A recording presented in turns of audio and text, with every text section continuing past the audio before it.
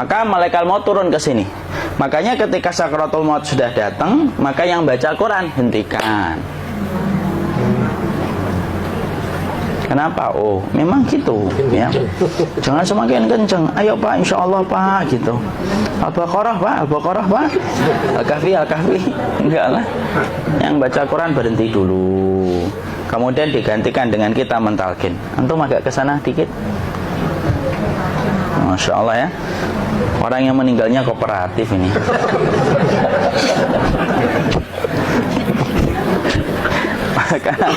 maka agak kesini ya. Maka disunahkan kita untuk mentalkinnya. Nanti ketika mentalkin jangan terlalu sering, jangan terlalu membebani. Jangan terlalu sering itu la ilaha illallah, la ilaha illallah. Tidak gitulah. Berat nanti dia ngerasakan. Di situ Imam Qurtubi juga menyampaikan, jangan terlalu sering karena itu memberatkan dadanya. Jadi ketika mentalkin, saya sampaikan, boleh diganti atau enggak Ustadz? Enggak lah, talkin itu ibadah. Ibadah itu tauqifiyah. Tauqifiyah itu enggak usah diganti. Karena Rasulullah mengatakan, lakinu ala mautakum la ilaha illallah. Talkin orang yang meninggal di antara kalian dengan la ilaha illallah. Enggak usah diganti Allah Ustadz yang lebih singkat, lebih pendek. Enggak usah. Subhanallah Ustadz, enggak usah. Kenapa? Karena talqin sudah ditetapkan ucapannya oleh Nabi, begitulah kita mencontohnya. Jadi tidak usah diganti. Cara mentalqin, jadi kalau keadaan sudah tenang, tolong kalau sudah sakaratul maut jangan ditinggalkan. Karena sesungguhnya pertempuran setan itu pada detik-detik kematian semacam ini, dan betul-betul berusaha untuk menjadikan dia murtad. Nanti makanya di situ di buku nanti dibahas kan, pertempuran setan itu sampai detik-detik orang mau mati itu sudah ayo kufur, murtad aja tuh, kamu sakit kan? Nah, itu kayak gitu. Makanya jangan ditinggal. Capek gitu kok nggak meninggal gitu ya. Udah gantian mas. Dan jangan kemudian meninggalkannya. Mangkat dulu gitu. Tidak lah, janganlah. Terus ditampingi terus. Kalau bisa ya sudahlah, berikan waktunya kita untuk sementara waktu itu betul-betul berkhidmah kepada orang yang kita cintai terakhir kalinya. Cara kita kemudian mentalkin adalah, yaitu adalah di sebelah kanannya la ilaha illallah. Biarkan dia mencerna dulu, tidak usah buru-buru kemudian kita langsung nimpali lagi. Dia mencerna dulu sembari kita doakan, peluk, ya Allah dimudahkan gitu. Kalau ada orang yang bisa ngucapin la ilaha illallah itu siapa yang memberikan itu Ustaz? Yang memberikan kekuatan Allah Pak. Karena ngomong aduh aja sudah tidak mampu. Makanya Allah berfirman dalam surat Ibrahim, yusabbitullahu alladhina amanu bil qawli tsabit fil hayatid dunya wa fil akhirah. Allah teguhkan perkataan orang yang beriman dalam kehidupan dunia dan akhirat. Dunia itu ya ketika menjelang kematiannya. Makanya dia bisa ngomong la ilaha illallah. Sebenarnya ngomong aduh aja udah nggak mampu. Kalau bisa ngomong, dia mesti ngomong aduhnya dulu. Tapi Allah yang menggerakkan. Ngomong la ilaha illallah. Makanya mangkana akhiru kalamihi la ilaha illallah dakhalal jannah. Barang siapa akhir kalamnya itu adalah la ilaha illallah, pasti masuk surga. Makanya kita lagi la ilaha illallah. Dah, cerna dulu. Enggak usah minta diburu-buru ya. Enggak usah gini. Ayo la ilaha illallah. Ayo.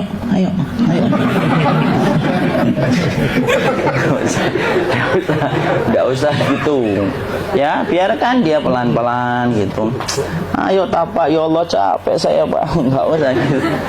Dia ucapkan la ilaha illallah. Kemudian dia mencerna. Lalu kalau dia sudah mengatakan, untuk mengatakan la ilaha illallah. Ya, kalau sudah mengatakan la ilaha illallah, berarti sudah. Nggak usah ditalkin lagi, nggak usah. Belum meninggal juga Ustaz? Nggak apa-apa, biarin aja. Dia di situ aja. Kecuali dia ngomong lagi dan nggak usah diajak ngomong alhamdulillah ya Pak, ya Allah gitu. Terus dia jawab alhamdulillah. Ya.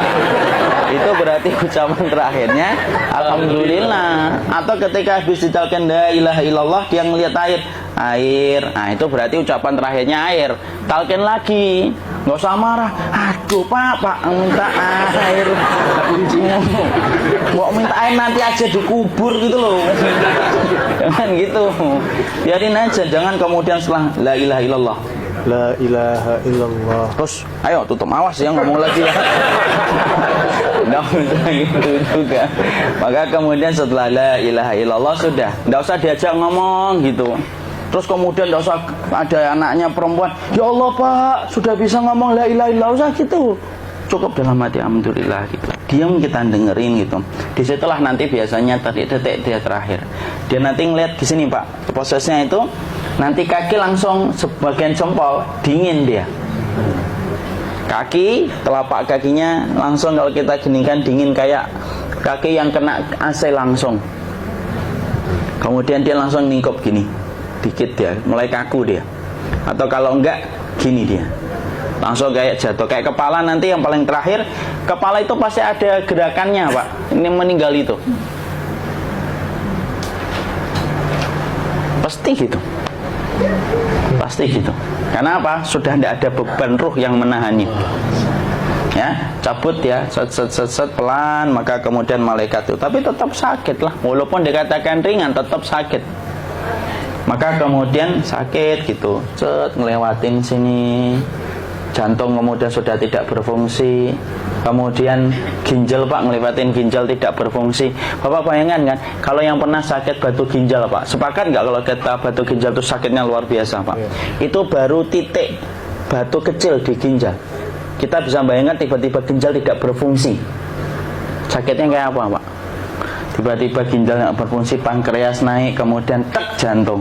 Jantung ini dia masih hidup, dia di sininya masih hidup walaupun jantungnya sudah berhenti.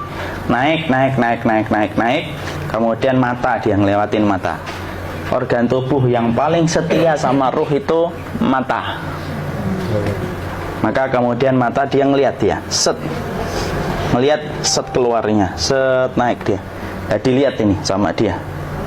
Makanya Rasulullah mengatakan innar ruha idza qubida tabi'ahul basar. Ruh itu kalau dicabut, mata itu ngikutin kemana perjalanan ruh itu.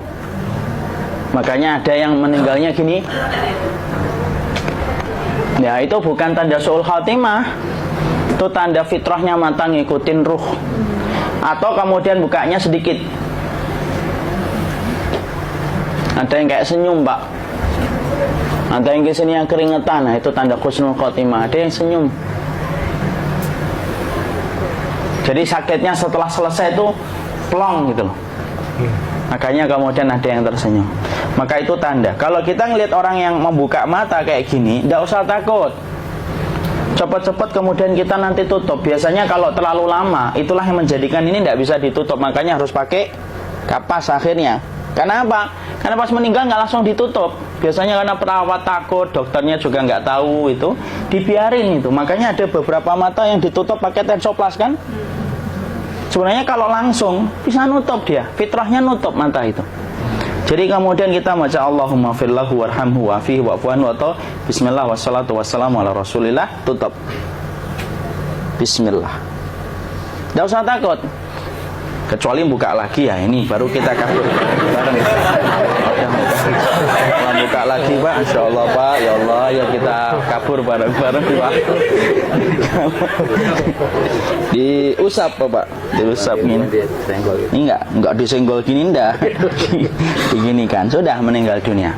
Tangan boleh begini, boleh diluruskan, enggak ada ketentuannya. Boleh gini, boleh kemudian lurus. Nggak usah disalahin kalau ada yang lurus. Lu itu tangannya gimana sih?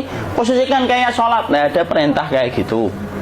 Jadi kemudian dikondisikan saja. Terus maka kemudian dipijit-pijit, akiknya dikeluarin, kemudian jamnya dilepas, gigi palsunya dilepas kalau ada, ya. Kemudian apa setelah itu? Coba buku.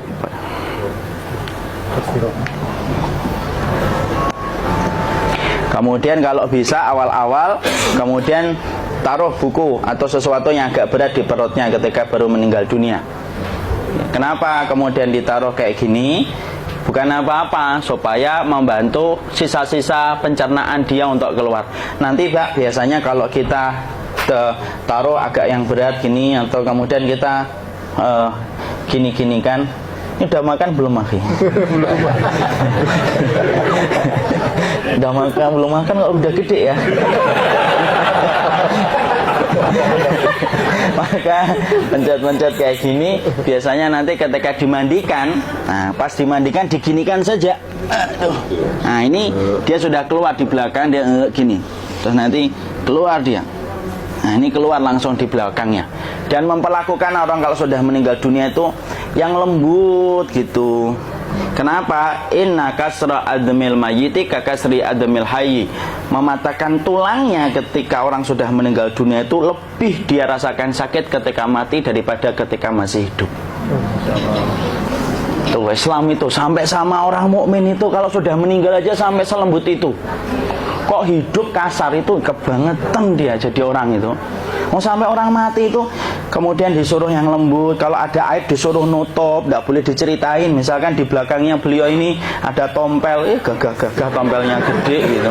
Tidak boleh cerita, masya Allah loh. Sampai segitunya sunnah itu ngajarin kita untuk nutup aib.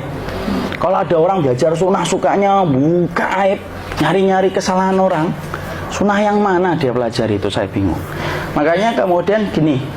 Setelah selesai maka kemudian tutup dengan kain. Maaf ya akhi ya. Ya. Nanti kalau nggak kuat napas ngomong ya. Maka ditutup kayak gini, ditempatkan kemudian jangan di tanah tapi di atas dipan. Karena apa? Syekh Abu Malik Kamal Said Salim dalam Sahih Fikih Sunnah menyampaikan supaya tidak cepat busuk. Dia taruh di atas, kemudian ditutup pakai kain apa saja, ya. Sembari nanti kita mempersiapkan tempat mandinya, tempat kafannya dan yang lain sebagainya. Maka kemudian kalau ada yang datang boleh dibuka. Kemudian kita mencium ininya apa? Kemudian keningnya. Kemudian kita berdoa, nutup lagi kayak Rasulullah ditutup. Kemudian yang datang terakhir itu salah satunya Abu Bakar. Dibuka kemudian beliau, ya Allah ya Rasulullah, engkau adalah orang yang percaya hidup dan matimu, dan tidak mungkin Allah itu mematikan engkau 2 kali ya Rasulullah. Maka kemudian ditutup kembali. Saat itu para sahabat dalam keadaan mendung semuanya. Maka disitulah kita lakukan kayak gini. Ditutup gini Ustaz ya. Kasihan tidak bisa nafas, insya Allah tidak butuh nafas lagi. Jadi kemudian kita semacam ini kita persiapkan apa yang bisa kita lakukan. Nah itulah proses kematian dari sakit, sakaratul maut sampai kematian.